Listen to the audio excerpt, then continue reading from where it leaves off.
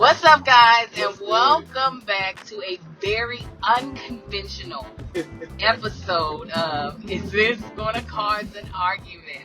Cars. Yes, it's gonna cause. It's podcasting cars, okay? Yeah. I am your host, That Chick Angel. Podcasting cars. Why did you just slow that down? Oh, I just thought of an idea. Go ahead. Oh, okay. I am your host, That Chick Angel, and I'm the other host, Marcus Tanksley. This is my husband of 13 years, and this podcast is about all things. We're talking about life. We're talking about relationships. We're talking about pop culture. We're talking about anything we feel like talking about, anything you ask us to talk about. That's what we're doing. So first of all, thank you all so much for tuning in. If you're watching, you'll be able to see that we are actually in my car. If you're listening, you can probably tell that as well. Yeah, you can hear all the atmosphere noise around us. But we are in my car, and we are traveling from a birthday party that happened tonight for a friend of ours to hear more. And because of the time, and because we didn't pre-record like we should have this weekend, and we're dedicated to giving you a podcast every single Wednesday in 2020, I was like, you know what? Let's just do a traveling podcast. So if you hear all the noises of the outside and of the road, it's because the wonderful California paved roads. It's because we're doing this podcast in the car. So we're recording the audio into my iPhone, and we're recording the video into my vlogging camera. So you still get your YouTube footage. Yes. And you're still going to get your iTunes, SoundCloud, and Google Play, and Spotify sound. It's just not going to sound like it typically does because it's unconventional. So, real quick, we're going to handle business as always. You can follow me across all platforms at That Chick Angel. And Marcus, where can they find you? You can find me on Instagram at Marcus St. Graham and on Facebook at Marcus St. on the book. Yeah, it is that. Is it? Oh, it shows you how much I'm on that. Also, I have a beard and body butter. Man Shit, that's MANSHYT. You can find that Instagram page at Get Man Shit. It's a 100% organic, natural beer butter. You can order it at www.manshit, that is MANSHYT.com. Yes. Alrighty then. So we're going to jump into our first segment. Oh, before I do that, make sure you all rate and review us wherever you all are listening or watching this at. If you are listening to this on iTunes, please go ahead and review us. It makes us more discoverable, where we can add more family members to this groove thing that we're doing. And if you are watching this on Facebook, make sure you're subscribing to That Chick Angel TV. Now, our first segment will be Tanksley Pride Stories. So this is a segment where we tell you something that one of our four boys, we have four boys.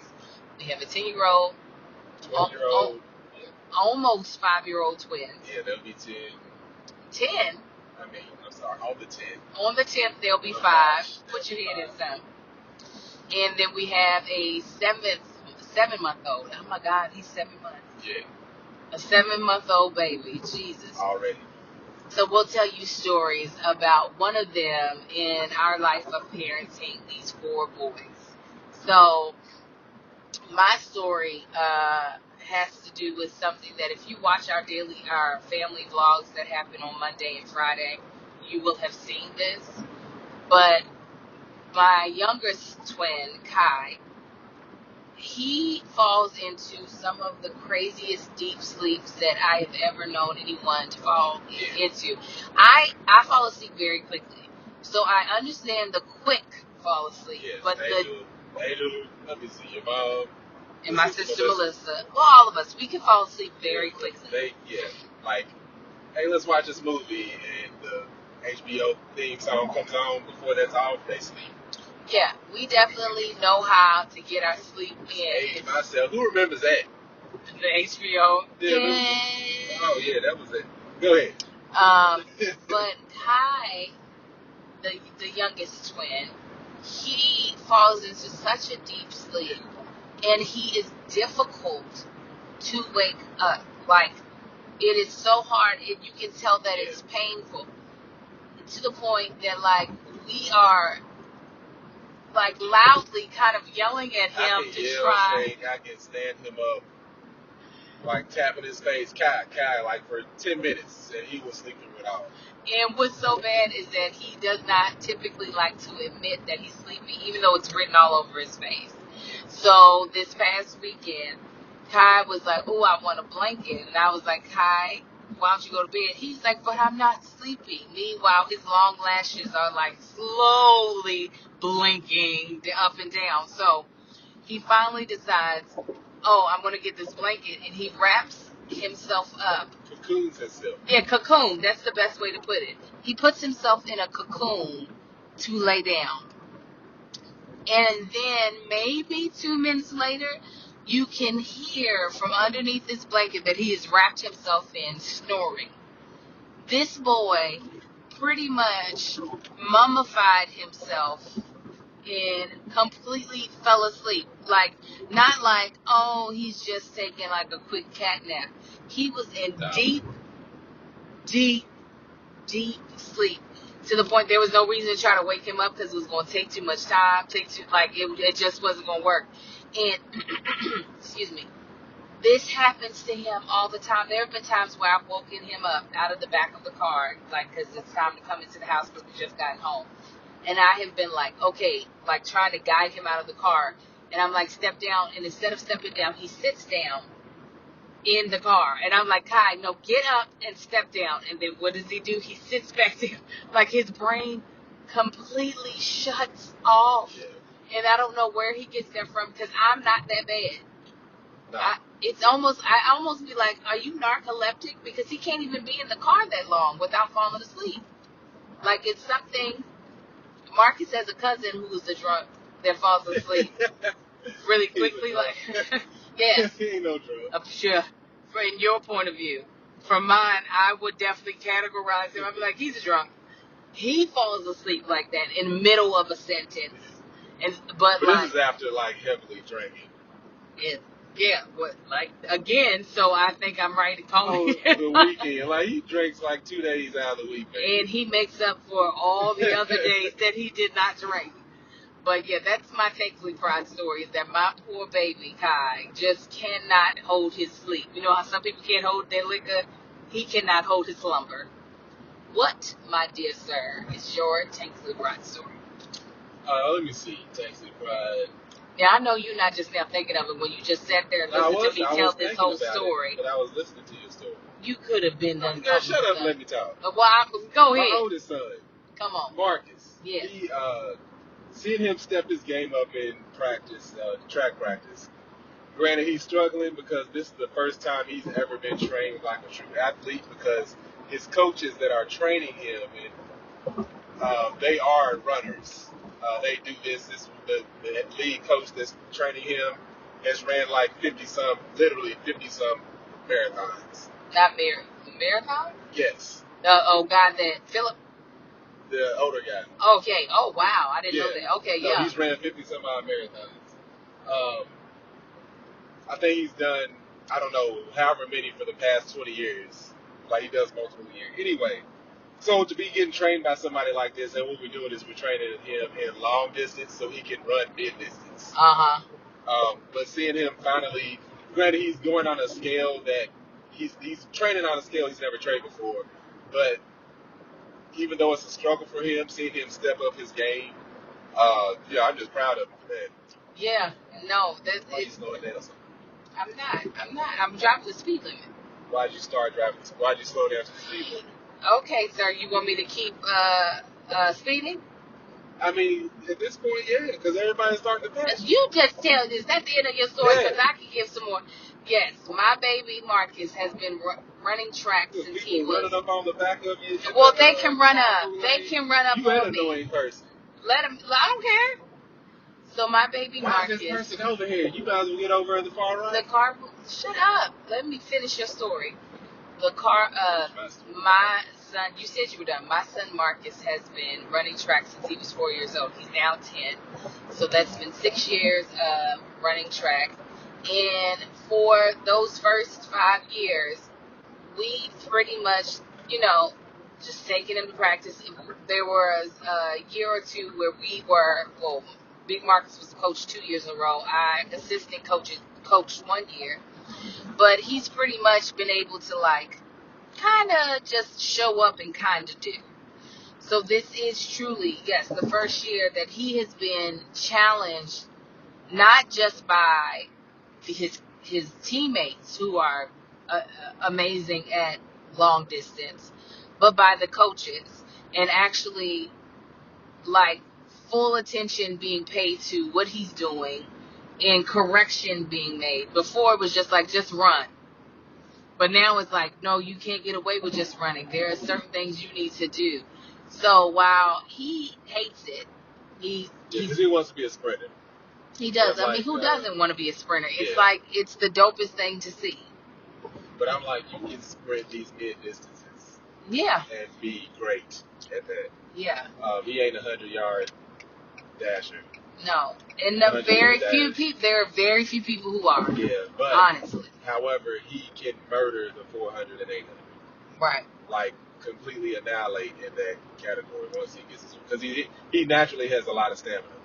Yes. He gets that from major side. Like this, even when he was younger, it's like, how can he run that much? But now he's getting trained to keep his stamina up and do the speed. He's right. Gonna be killing it. And so during practice, they are running miles. Yeah. With an S. Miles. And while he hates it, and that's understandable, like, it's terrible, he's doing it, and it's something to behold. Yeah. So, moving on. Oh, why you? Because I feel like we've been on that a while. Let's get to the subject. Okay, listen, this just rudely cut me off. Anyways, the topic of today is, what is your passion? Mind you, this was not the topic I had written down, and I did not check it before we left because I was hoping we would get back in time to the house to actually do the podcast. But when I noticed the time, and I want to be respectful of the fact that my husband has to wake up at 4:30 in the morning to get ready for work. 4:15. Are we including your snooze button that you press? No, because I'm already up at 3. But you're not out of the bed doing anything. I said up as in out of the bed. So let me say what I'm saying. At 4:30, my husband is out of the bed in the bathroom, and I want to be respectful of that. So, we decided to change the topic, and we'll get to it eventually. Stop interrupting me.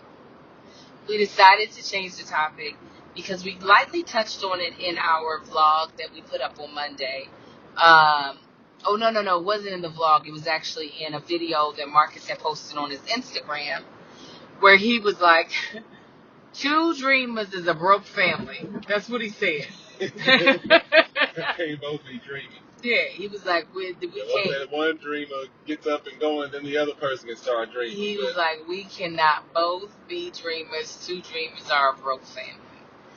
And, Marcus has said to me on multiple times, he's like, you're lucky because you've known what your dream was since you were 5 years old. And you've been able to, like, it not only was my dream, it then, as I became an adult, became my passion. He's like, and you're able to pursue that. He was like, tell me if I I know I'm not quoting you exactly, but misinterpreting what you said.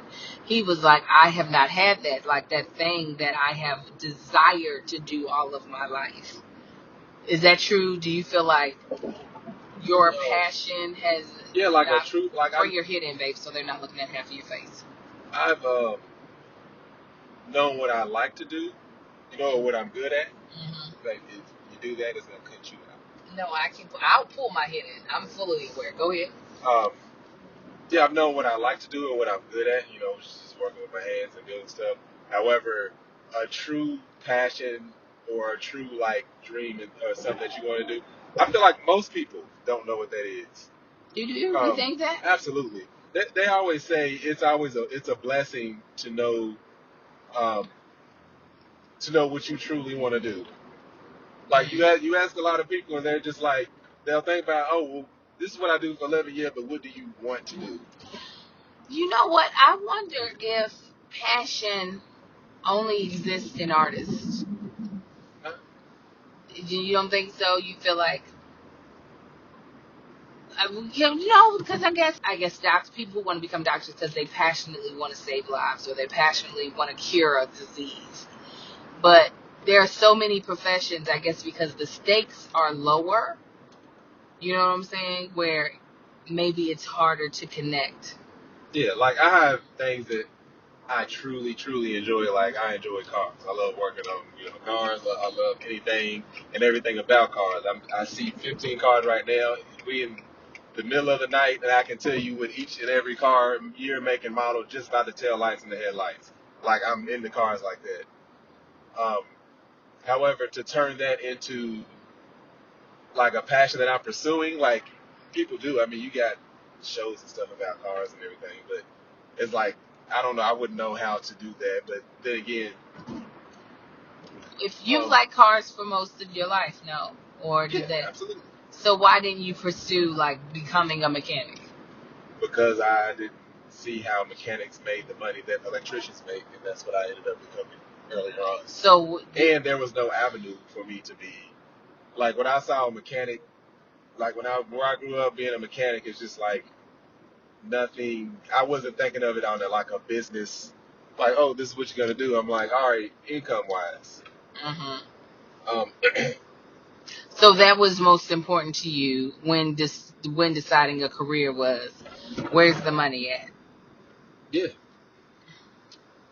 Okay. I mean, like I was always intrigued by electricians and like how electricity worked. So that's what got me into it, and it just I think that just so happened to be Sorry, we had all the technical everything difficulties. fell and shut off. Go But ahead, yeah, so though. yeah, being like when I said, oh, I want to pursue electricity, I knew it'd always be something in construction because even when I was in middle school, they was like, what do you want to do? I was like, oh, I want to own my own construction company. And then So what was the thing about construction that because made? I grew up, I was always helping my dad or my uncles do something, build something. Like I just liked working with my hands, and it was Okay. just it was fun to me. Back then it was like, oh, I get to climb on top of a house and do stuff and use power tools and stuff. Like it's fun as a child. Yeah. Um, and then I was like, oh, I could definitely do this for a living, not realizing that, swinging the hammer wasn't the fun part. It was the one telling the person to swing the hammer. You feel Or, like you missed out on the better part is being the supervisor of the thing well, or I'm the that owner. kind of that now.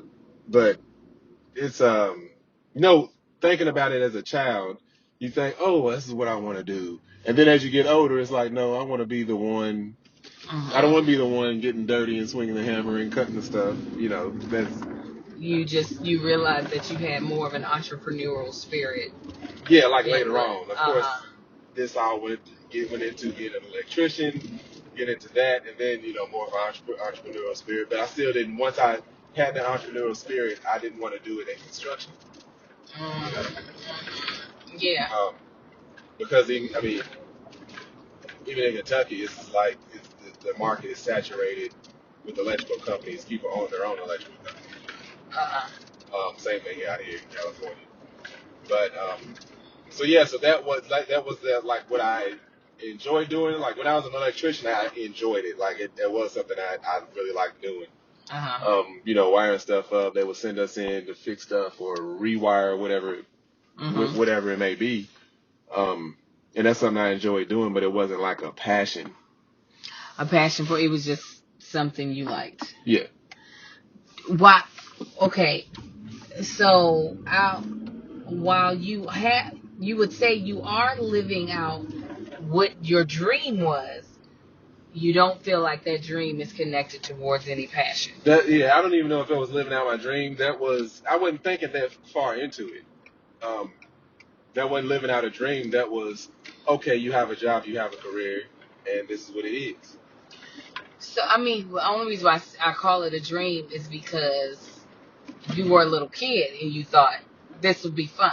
Like, that's what kind of a dream kind of seeds from. But you're saying even as a little kid, you thought, oh, you got to have a job Right. This is what you'll do. Yeah, that's what you do. You pick a job, you pick a career, you pick a job, and you go do it. Like that was well within reach. Yeah. I feel like when you have a dream or you're dreaming about something, that's something that's may seem out of reach. I knew I was well within being an electrician was well within my grasp. Oh, well, now that I don't agree with. Well, when you think about just a regular 9 to 5 everyday career, if that's what you want to do, that's well within your grasp. That's well within anybody's grasp. If you want to be an elevator technician, you can go to school, go take classes and do that. Like, See, I don't consider a dream to have to be out of your reach. Like, I don't think being an actress was out of my reach. I became that. no, I said it may seem that way. Like, Oh, okay. it Well, may seem like, oh, it's just not something I can just go do this and that's easy. Because if that's the case, then where would the fantasy of it come from? I think just the enjoyment of living it out. I don't think it has to necessarily be the seemingly unattainable portion of it. Like me, when I decided at 5 years old I wanted to be an actress, I didn't know that it was difficult to become an actress. I saw Keisha Napoleon playing Rudy, and I said, that looks like fun. I want to do that. There was no part in me, in my dream of becoming an actress, that thought that it wasn't attainable until I became a full-grown adult. Yeah, that's what I'm talking about. But it still didn't. I was like, by the time that it didn't seem to I was already attaining it. Like, it was already a thing. Like, I moved out here and started acting. I was like, oh, well, I'm doing the thing. Like, this is what I always dreamed of. I don't know. I just don't. I think that might be why a lot of people don't have a passion or a dream, is because they might feel like it has to be something greater. No, it doesn't have to even be greater, but it's like truly figuring out what you're passionate about, what your dream is. It's like difficult. That's why they say most people don't know what it is, because they truly don't. When you ask me, what did you truly want to do? It's like, I can think off the top of my head things that I would enjoy doing, but is it like truly my dream or my passion? I have no idea. Well, sometimes people's dreams are not tied to their career. Right. Yeah. Most times they aren't. That's what I was saying at the beginning. It's like the dream is just, the dream is one thing. Your career, you have to work and get money, so you go do that. So, do you feel like dreams and passion are connected? Yeah. In what way? Because if you are passionate about it, and if you truly want to do it, that could be a dream. But also, the passion could be your career. The passion is being successful in your career. That the one that you're in, you can be passionate about that. That's what drives a lot of people to success, is passion. So it doesn't have to be a dream. You could be in a career, like I could say, oh, I work for this company, I do this, and I'm passionate about reaching the top of that company. That doesn't mean that that's my dream to do. That's what I'm doing. I guess, in the way that you're interpreting the question, I guess that would work. The reason why I could see it differently than what you're saying is that some people use their passion in a way that it's not connected to their career at all. Mm-hmm. Like, some people's passion does not also have to connect to how they bring in money. Right. Like, there are people, it could definitely be. No, I agree with that. It could definitely be two completely different things. Right. And I think that sometimes is the issue, is that people feel like passion and career need to align in a place where you can sustain yourself off of your passion. Right. Well, no, I think a lot of people, it's difficult for a lot of people but also I think it's difficult for a lot of people because they need to be able to coexist. Right. No, yes. And most of the time, well, depending on what your passion right. is. Most of the time you can't, or and not just coexisting like, oh, I can make money this way, but then I can do my passion on the side. I think for some people, the way they make money becomes so dreadful to them, they don't enjoy it. Because if your passion is elsewhere, then when you're setting in your career at work, you're miserable because you want to be doing what you're passionate about, and you're not. Like I know people, I actually work with people, they play instruments and they play in bands and stuff after work. Would they absolutely love to be doing that full time? Possibly. But sometimes the problem can be, so I'll say from my instance, like, yes, I would ultimately want to become and will become very successful and wealthy based off of my passion to entertain people, via acting, via hosting, all that stuff. But when your passion sometimes is linked to your income, the business part of that can be super frustrating. So that's why some people are like, no, sometimes it's healthier to keep them separate because it doesn't add the heartache of like, okay, I thought I was doing this for the love, but now it's like it's for the pay these bills, and I can't. It ain't just about the love. You know what I'm saying? No. I'm definitely not confusing passion with income, but at the same time, it's like when those people there's just like, which is probably 90% of the country, I would say, is they're passionate in their career. It probably has nothing to do with their dream because they're just trying to be successful in their career. They're not thinking about what it is they truly want to do. And most people wait until after they retire. Like, okay, now I can go and, start knitting or pottery or something like that, something that they truly enjoy doing that's a stress reliever to them, that they think about doing all day, every day. They enjoy doing it. That's just what what drives them, after that point. So would that be cars for you? Would that? I don't know. I have no idea. I love cars. I don't know. I mean, yeah, I guess. Like, but in what way? Because I don't think, even if mechanics made a lot of money, I don't think that's how, I don't know. It doesn't seem like how your passion translates. Because you know how sometimes it's enjoyable to do something for yourself, but then when you have to do it for other people, not that you're working for other people. No, when I say I'm passionate about cars, it wouldn't be for other people. It would be for me and me only. So you like it in the form of a hobby, not in the form of income coming in. Yeah, that's like a passion. Something I'm like, I've considered myself, I guess, passionate about. As cars, like, as frustrating as it is, like when you had a leak in the back of your truck, it was extremely frustrating because I was out there. It was cold. It was cold as hell. And that night, and that thing kept getting wet, and I found the problem. So I'm like, oh, I'm definitely gonna finish this because I saw it as a challenge. I'm like, oh, this is fun in a way because I, seek it out. Did some research, found that issue inside the door and fixed it. Like right now, my headlights on the Mustang ain't working all the time. So I can't wait to get a free moment to get in and figure that part out, pull all that stuff out and figure that part out.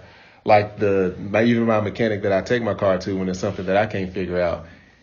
And that's why he's so reasonably priced, because he's not in it to make money. He just loves to work on cars, and now he's retired.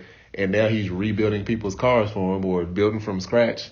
And I mean, I imagine he is making pretty good money doing it. However, he sees it as, oh, this is something I get to do. Somebody's going to let me, do this for him. And do you think that would have dulled out your passion for cars if you were having to do it for money, if you had to do it for money?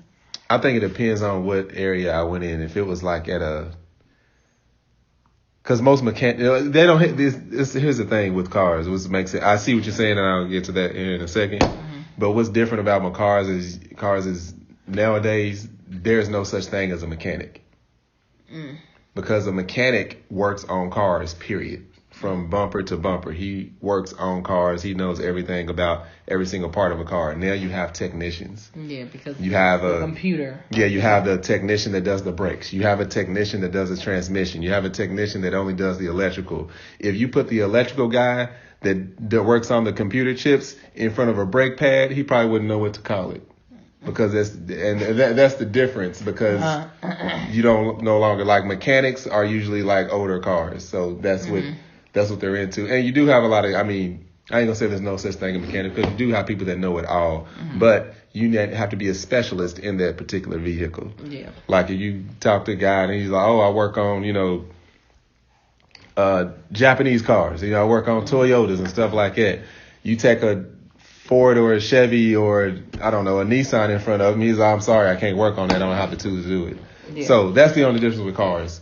However, you were saying with that though, my passion, I think it depends on what I was doing. That's what I was about to say. I think it depends on what I was doing with cars to make money. Mm-hmm. Like if it was just at a shop where I was like changing oil and brakes, that would probably dull it, because I'm like, I don't want to deal with this, However, I do know guys. In Kentucky, I know guys like that, and they still they go home and work on their own cars.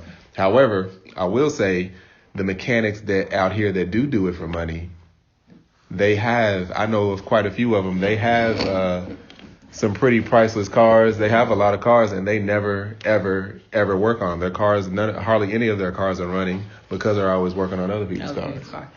Like you would probably have to do something like my girlfriend Sharzad's husband Michael used to do, which was he'd buy exotic cars, like buy one, work on it, and then sell it, and then get a new one. Yeah. So he was making money while also getting to... Yeah, but then again, you know me, I get attached to cars. So you would have a hard time selling it. I still cringe at the fact that somebody's driving my very first car. That car's still running, though, and from what I hear, he takes really good care of it, which I really appreciate. But I'm just like, I could possibly go buy that car from him and get my car back. I actually want I was like, I really want that car back. And so back to my girlfriend's husband, Michael. Because he liked cars so much and wanted to be able to drive nice cars, he started a valet business. Yeah. That was his way of being like, my passion is cars. I want to be able to drive all these cars that I cannot afford. I'll start a valet business. So I guess that's a way. So one last question before we close out this very unconventional vlog. How do you feel passion and purpose line up? How do you feel like they're connected, and how do you feel like passion and purpose? I was about to say I don't feel like they have to line up at all. However, I don't know. Someone may feel inadequate if they know their passion and not living it out. Like your passion could be your purpose, I guess, depending on what your passion is. I don't remember. I used to have a quote when I used to have go on a speaking tour, and that's a shame that I can't remember what it was. And it's one fuels the other. I just can't remember which direction. I can't remember. I think it's your purpose fuels your passion, or either your passion fuels your purpose. Because I'm a firm believer that there are certain things that God puts in us that we're not to ignore. There are certain things that we are inclined to, that's God speaking to us in regards to how he can best get the glory out of us. And I feel like those things we're supposed to use, our passions we're supposed to use to fulfill our purpose on this earth. I don't feel like anybody's supposed to be here just doing stuff that they hate, doing stuff that they're terrible at. Right. I believe we only have one life. I don't believe that we come back in any other shape or form. So if there's something on your heart that you really, really want to do, I know not all circumstances allow you to just drop everything, especially if you have people that you're responsible for. But I do feel like if you have something in your heart that you want to do, that more than likely it's connected to your God-given purpose, and you should allow that to fuel your actions to living out your purpose. I love to entertain. I've always loved to entertain in all different shapes, not just in the field of comedy and stuff. Even I love throwing parties. I love bringing joy to people. I love bringing happiness to people.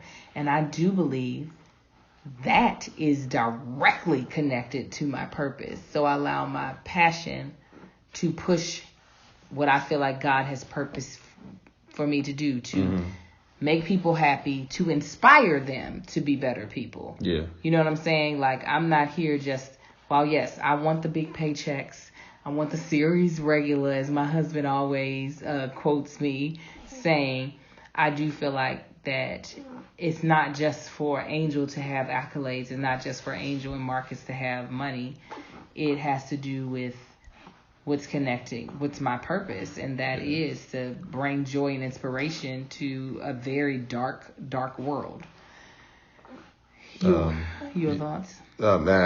For you to know that and feel that way, that is a true blessing, because I'm telling you, most people cannot pinpoint what that is, that thing that you know that you are here for. But that's what but that was in my talk. I was like, okay, well, start looking at the things that you are naturally good at, and start looking at the things that you are drawn to. Mm-hmm. And start trying to connect the dots. I feel like God speaks to us in those different ways. And sometimes we kind of brush them off as, oh, I only like it because my daddy used to do it. Or, oh, I only like it. And sometimes we lie to ourselves. Like, there are certain things that we say we like doing that we honestly don't. Like, if we were to really break it down and just really think about it, we're like, no, I'm just a creature of habit. I'm good at it because I've done it for so long. So I say I enjoy doing it. But what I'd rather be doing is this. And I think because that takes a level of honesty that some people, I don't know, just don't have the time to give themselves. You know what I'm saying? Some people are like, listen, I got bills to pay. It don't matter what the hell I really, really like to do.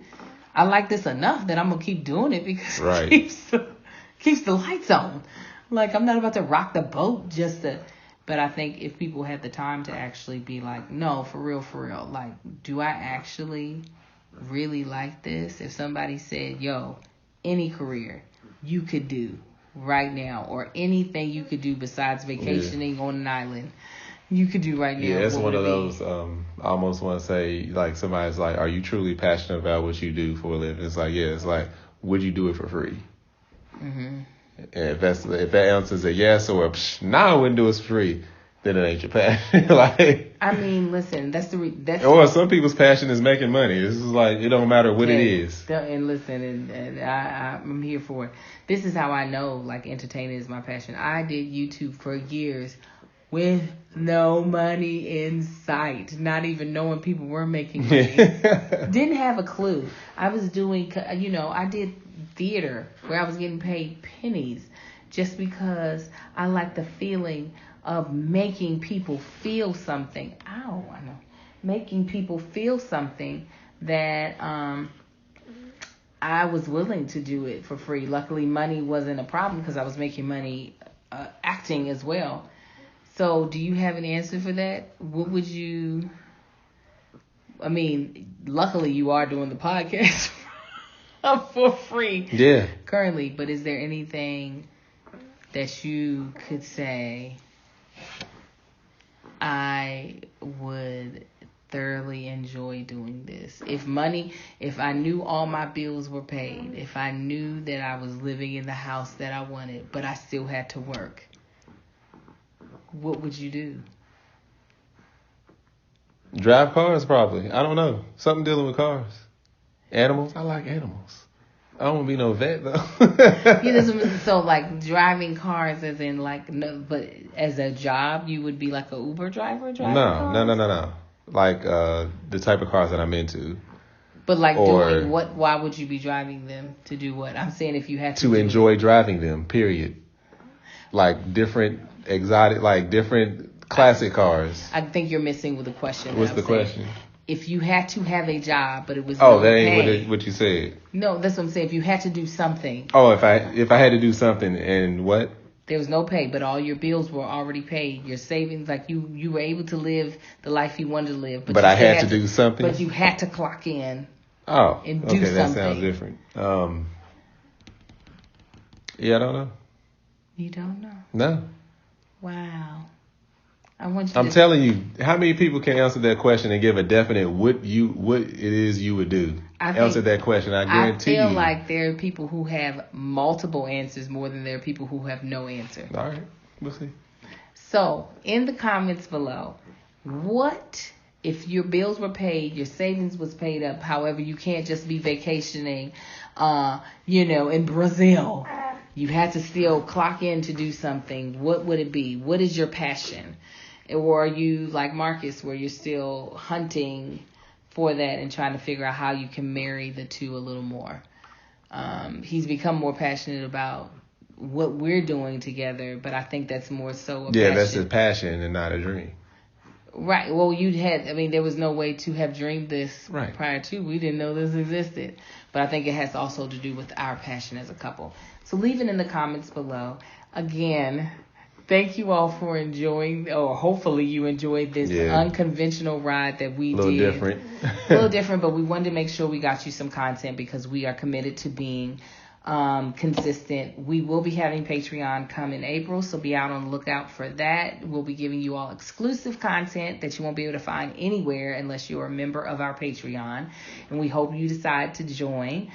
You can also catch our content on our Facebook. Well, yeah, you will catch it on Facebook, but on Facebook, our YouTube channel. We do vlogs on Mondays and Fridays. We do the podcast on Wednesdays, and then I do Mommy Confessions on Thursdays. Again, you can follow Marcus at Marcus Ain't on the Gram on Instagram and Marcus Ain't on the Book on Facebook. You can follow me at That Chick Angel across all platforms. And we will be back next Wednesday. Yeah. So make sure you answer the question. Sorry we don't have a comment of the day today. Yeah, it's been a little uneventful. Like I said, it has been a little crazy. So hope you enjoyed this podcast. Second time you said it. Podcast in the car. And we'll be back with our regular Sitting Our Butts Down podcast. So y'all be blessed. Bye. Okay, guys. Y'all have a good night. Y'all see this on Wednesday. Bye-bye.